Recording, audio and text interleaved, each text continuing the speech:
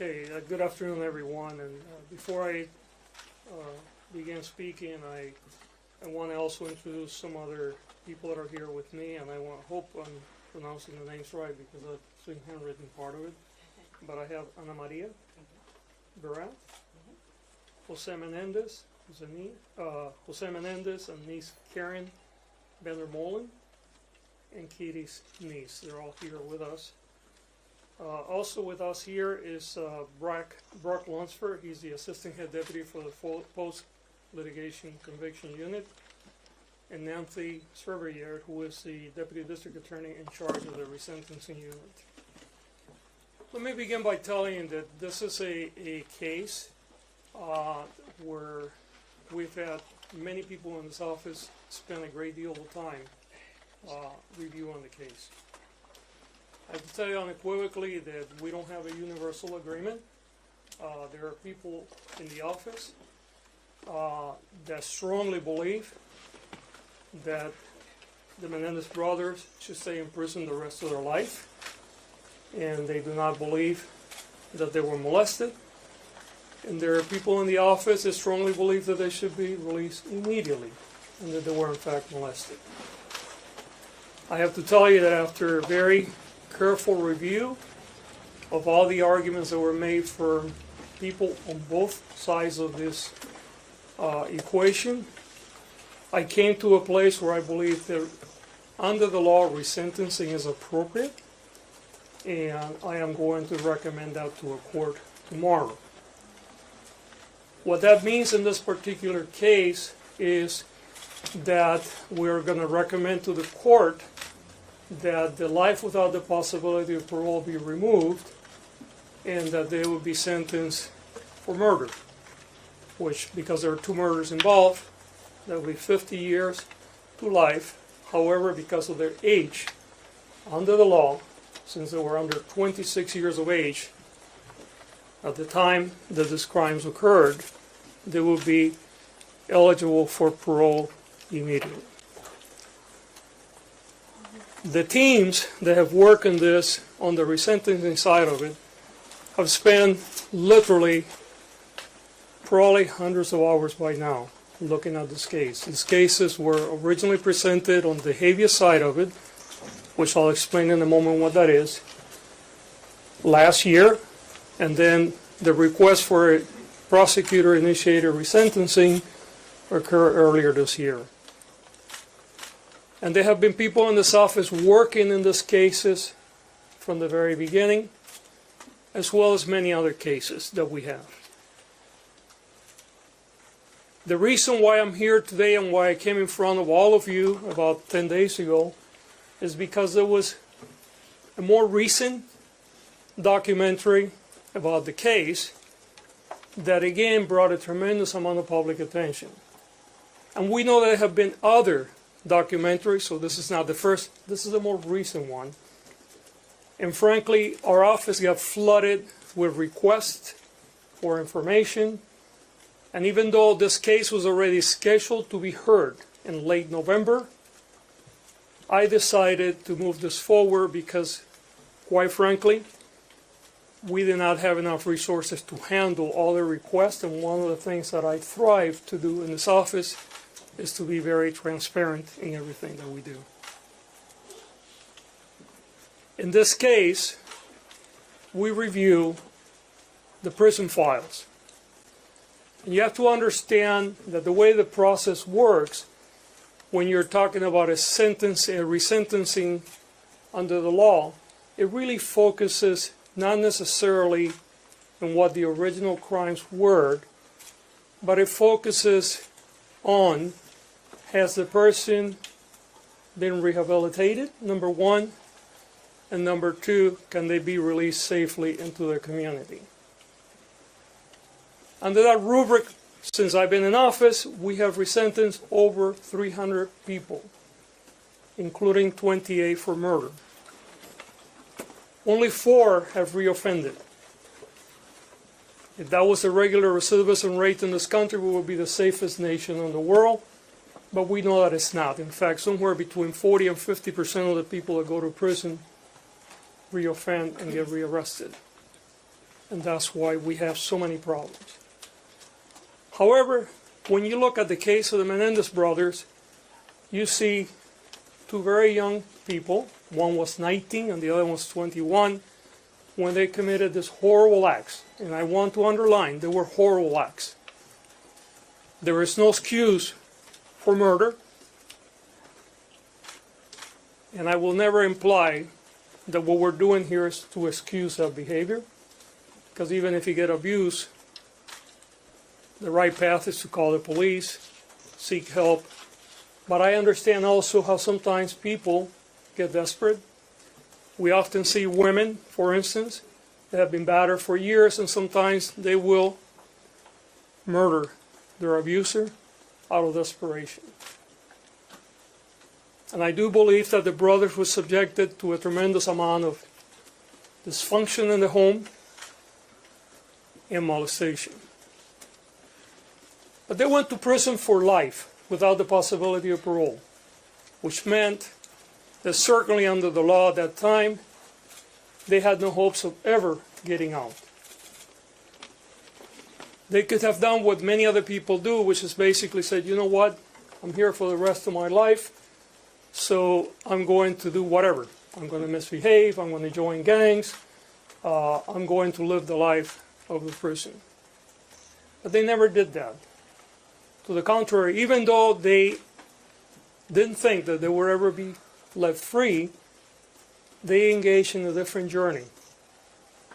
A journey of redemption and a journey of rehabilitation. And often the people that begin their journey of rehabilitation and redemption in prison is often very internal.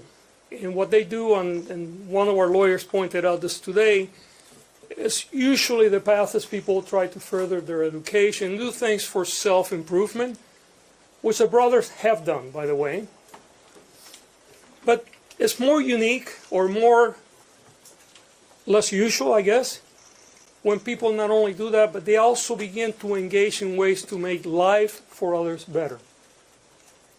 And in this case, the brothers have been doing so for a very long time. Creating groups to deal with how to address untreated trauma.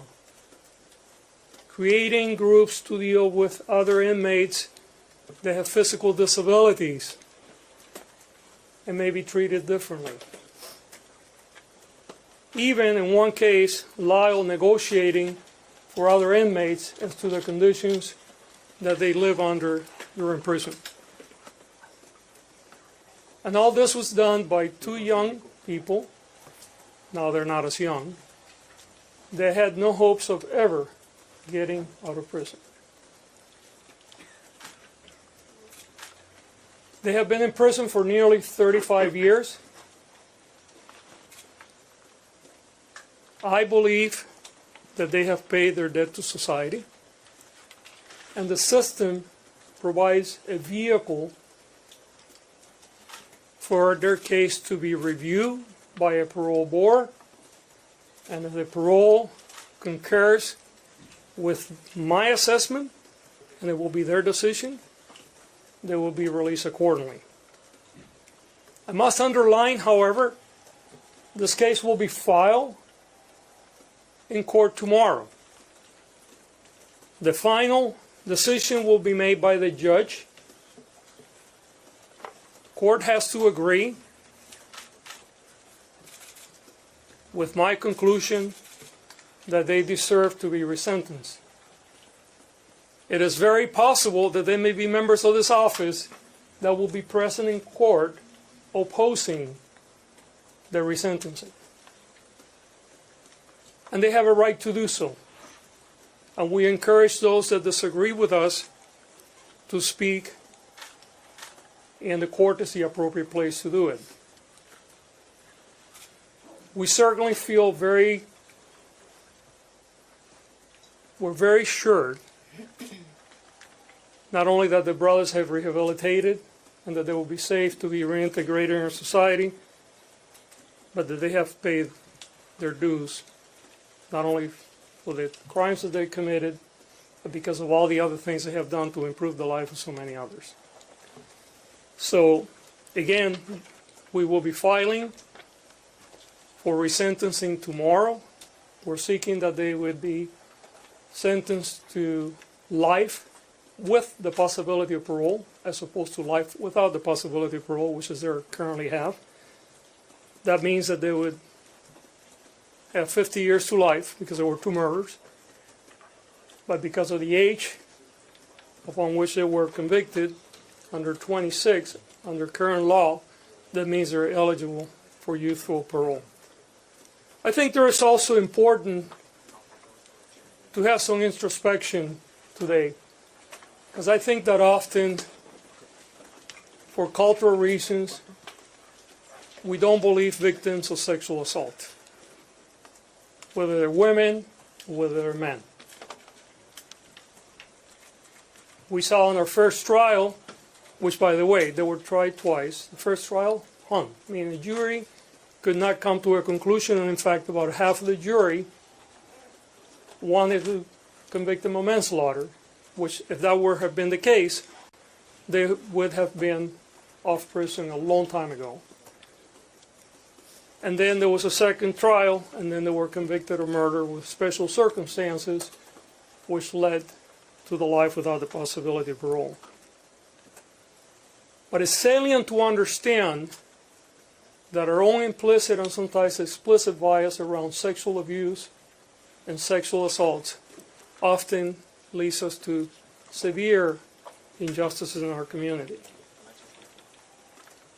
And I want to speak to those that are victims of sexual assault now, whether you're a man or a woman. Know that we're here for you. If you're a victim of sexual assault in this community, and by that we're talking about LA County, not just LA City, you can come for help. Whether you're prepared to prosecute or not, we will be here for you. We have services for you. And if you're prepared to move forward with the prosecution, we will evaluate it as we do any other case. And if we believe that the evidence is there to present a credible case in front of a jury that can be proven beyond a reasonable doubt, we will proceed accordingly. You do not have to suffer alone. You don't have to keep it to yourself. And help is here unconditionally. I'm going to say a few words in Spanish because I know there's tremendous amount of interest from the Spanish media, and I know that there are going to be other speakers today, and then we're going to open it up for questions. Primero que nada, quiero dar las gracias a todos por estar aquí hoy. Estamos hablando del caso de los hermanos Menéndez. Esto fue un caso donde 2 hermanos, uno de 19 y uno de 21 años, asesinaron a sus padres más de 3 décadas atrás. Estos muchachos fueron condenados por asesinato y llevan en la prisión alrededor de 35 años. Este fue un caso que tuvo mucha atención pública cuando sucedió y indudablemente tiene mucha atención pública hoy cuando vemos esta habitación como está llena. La razón por la que nosotros estamos buscando que la Corte reevalúe la sentencia original es la siguiente. Bajo la ley de California, cuando una persona es acusada de un crimen, ese crimen puede ser reevaluado si la persona lleva muchos años en la cárcel o la prisión y enseña que se ha rehabilitado y que puede ser reintegrado en la comunidad sin causar peligro para el resto de nosotros. En el caso de los hermanos Menéndez, nosotros hemos revisado el caso y creemos, número 1, que se han rehabilitado y número 2, que pueden ser reintegrados en la comunidad sin causar peligro para el resto de nosotros. Es importante notar que este es un caso de 2 muchachos que tenían 19 y 21 años, que probablemente fueron no solamente acosados por su familia, pero posiblemente también fueron molestados sexualmente. Aunque no hay excusa ninguna para los crímenes que ellos cometieron, reconocemos también que habían ciertas condiciones que pueden haber creado esta situación. Desde que están en la prisión, ellos han demostrado con sus acciones y sus palabras que iban a hacer todo lo que era posible para rehabilitarse.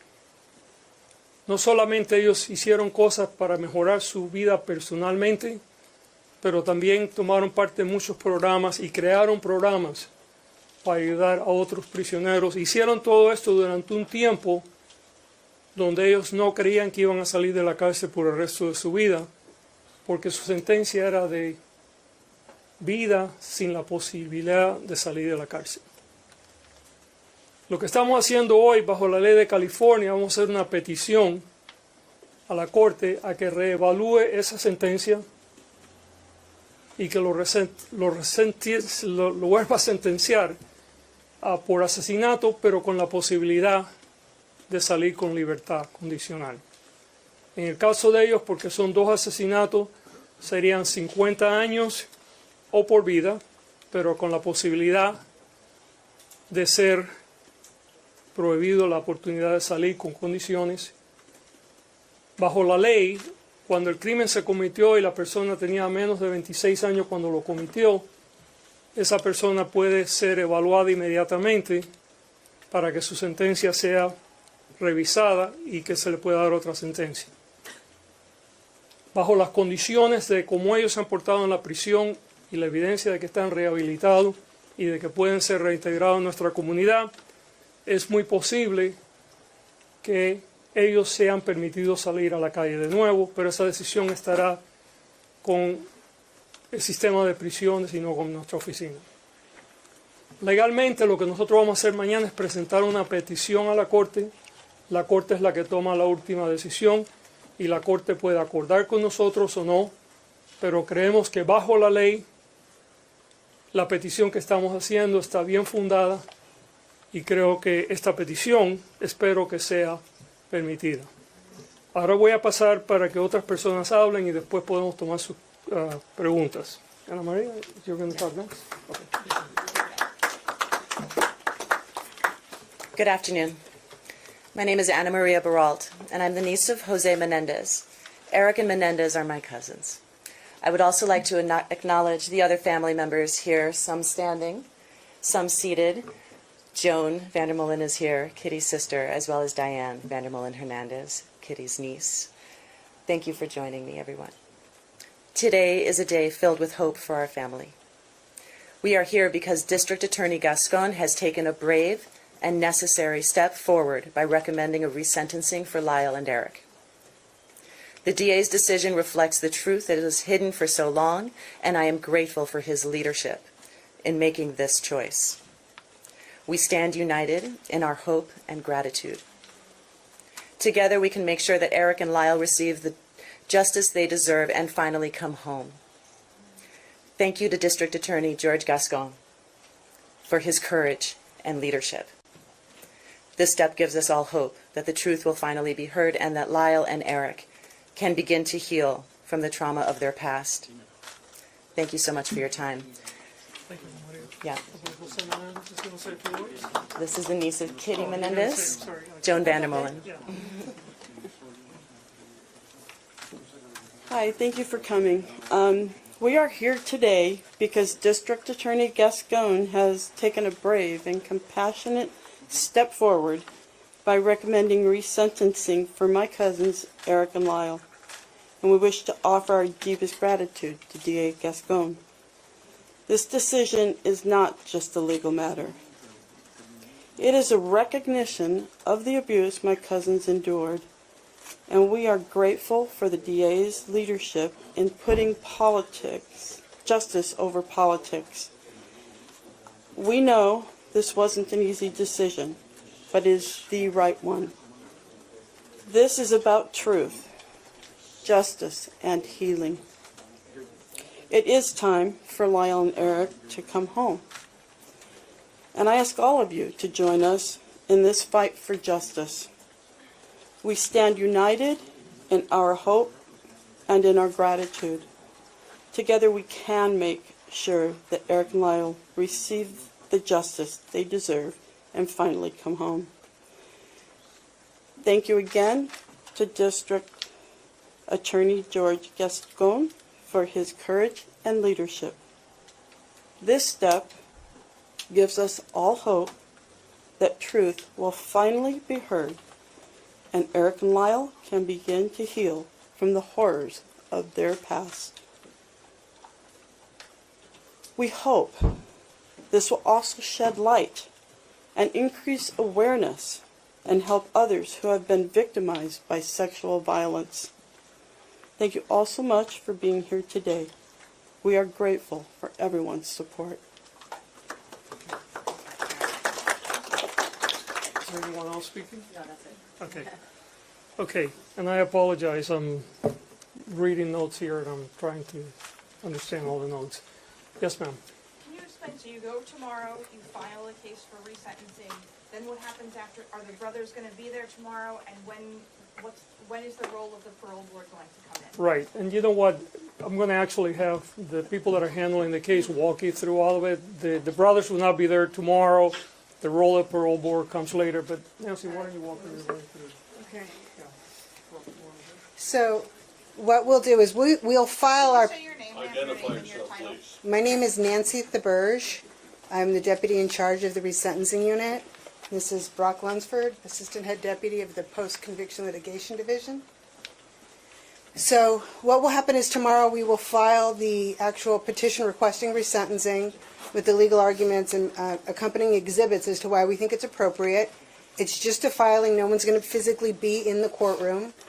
From there, we'll also serve the defense with our motion and our paperwork so that they'll have their copies.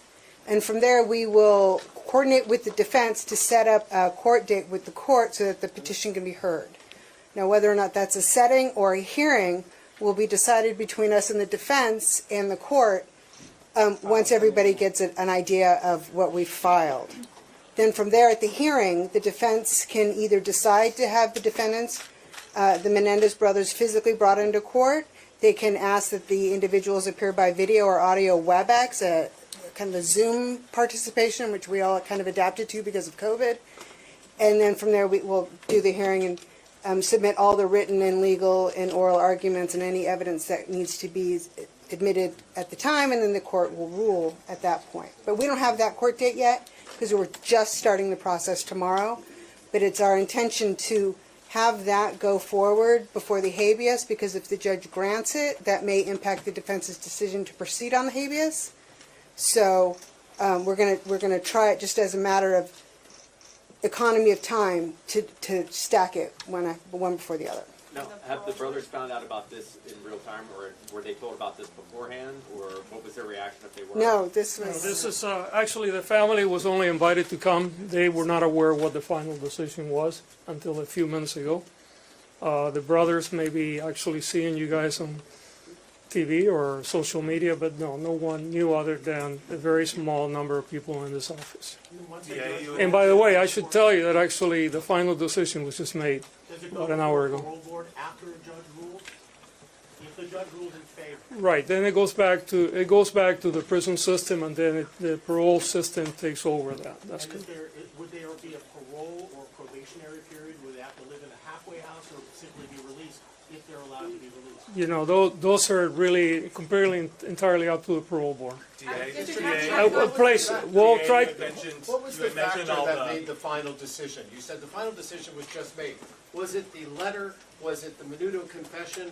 What was it that put you over the top to make this? No, what it was is I was evaluating the arguments that were being made within my office, both pro and against the release. DA, can I ask you? Hold on, I had a lot of it. phone calls from Yeah. people Gascon, that. I'm, you have made resentencing a cornerstone of your tenure as district attorney here in Los Angeles. There are some people who have accused you of using this very, very highly publicized, clearly case to use it for politics, given how close we are to the election. What's your response to people who have been making that claim? There's nothing political about this. We have resentenced over 300 people, including 28 for murder, and we will continue to resentence people in the future.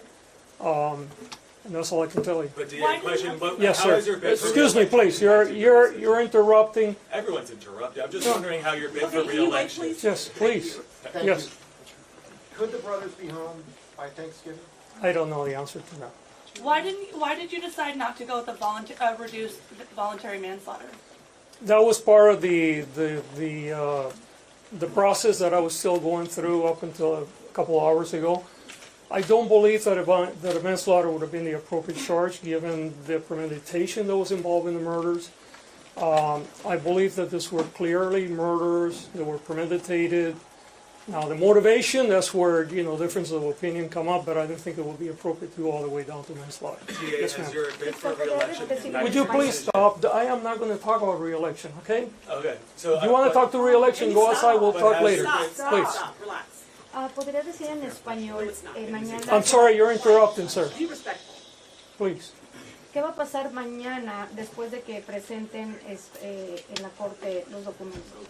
Pues depende, como estaba explicando la abogada, la encargada de esta unidad, la corte probablemente va a señalar otro día donde los dos, la defensa y nosotros podemos ir y habrá una evaluación de la evidencia. Si hay alguien que se opone a esta moción que estamos, a este proceso que estamos iniciando, también la Corte va a poder oír todo eso y la Corte toma la decisión final. Did your office announce the press conference before you made your decision? Yes, because we're going to make a decision one way or the other. It's just a question of what the decision is Was going to be. that just giving you a timeline to work If you with? are no longer in office, what happens to this case? Could a potential successor undo what you're about to file? I don't think so. Once it's filed, it's filed. It's up to the court to take it from there. You mentioned Yes, I'm sorry. In a parole situation, obviously you've had a policy of just not sending DDAs to those. Since you were obviously supporting the push for release here, how would that work? Would people from post-litigation, resentencing, would they go before the parole board to argue for their release? Or that No, process? no. We have a policy that we only send victim services advocate if the victim or the victim's family wants that support. We don't send lawyers to our parole boards to relitigate a case. The parole board is fully aware of what the initial crime was, the crime that led to the conviction. Their work is primarily to evaluate whether they're rehabilitated and safe to be released, and that will be the way here. Can you break down the timeline for us? Can we expect a hearing by the end of the year? Or do you know when we might hear something on the We books? don't- I'm hoping to get it on calendar, depending on the defense preparedness. I'd like to see it go to hearing probably within the next 30 to 45 days at the most. There's not much to argue because we're kind of a collective. Okay, there's one more question, please, but related to the case, not to elections. If you want to talk about elections, we'll do Related that. to the case. Yes, sir. What would you like to say right now to Erik and Lyle Menendez? What we like to say to them, and it's we, because it's not I made the final decision, obviously, but we have a whole team that worked on it. We have a family here that wants to be reunited, is that we appreciate what they did while they were in prison. While I disapprove of the way they handle their abuse, we hope that they not only have learned, which appears that they have, but that if they get reintegrated into our community, that they continue to do public good. Thank you so much, everyone. Yeah, thank you so much.